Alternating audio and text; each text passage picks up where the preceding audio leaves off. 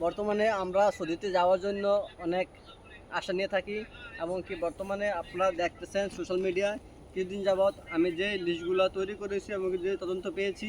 আর একটা বিষয় আপনাদেরকে বলতে চাই যে ভাই, আপনি বিদেশ যান সেটা ভালো কথা, এটা আপনার লাইফ সেটেল করবে, এটা আপনি ভালো জানেন।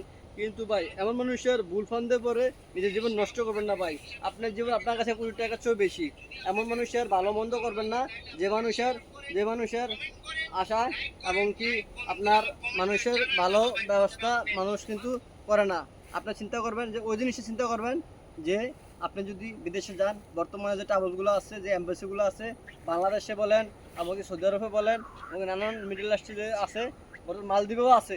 আপনি একটা বেশ লক্ষ্য করবেন, যে দেশে হোক না কেন, আপনি আপনার মতন ভালো লোকের মাধ্যমে ভালো ভিসা পাওয়ার পরে, জাস্টিফাই করার পরে আপনারা যাবেন। কারণ বর্তমানে সৌদিতে অনেক লোক গিয়ে বিপদে পড়েছে এবং তারা জীবন ঝুঁকিপূর্ণ হয়েছে। তাই বলি, এইসব যারা ঝুঁকিপূর্ণ জীবন চালাতেছে এবং কি ঝুঁকিপূর্ণ অবস্থান তৈরি করতেছে, তাদেরকে দ্রুত আইনে আওতা আনতে হবে। আপনার সাথে যদি কোনো প্রতারক সিন্ডিকেট করে থাকে এবং দালাল সিন্ডিকেট করে থাকে, আপনি মেনশন করেন, আপনি তার লিঙ্ক দেন, তার তথ্য দেন, আমরা সেই তথ্য অনুযায়ী জাস্টিফাই করে তাদেরকে আইনে আওতা আনবো।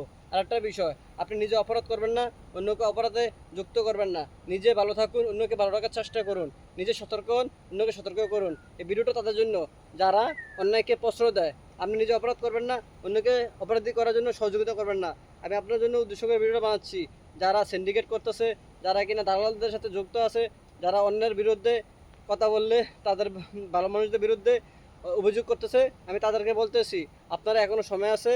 যে দেশে হোক না কেন, সতর্ক হয়ে যান। সতর্ক বার্তা, এটা সতর্ক বার্তা। কারণ সব দালালদের জন্য সতর্ক বার্তা।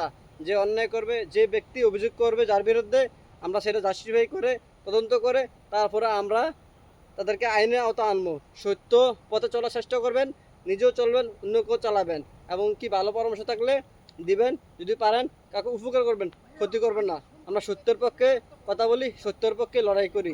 আমরা গরিবের জন্য এবং কি যারা অসহায় মানুষের জন্য কাজ করে থাকি। এবং আপনারা যদি কোনো ইনফর্ম থাকে আমাদেরকে ইনবক্সে লক করবেন। ভালো থাকবেন, সুস্থ থাকবেন। আল্লাহ হাফেজ।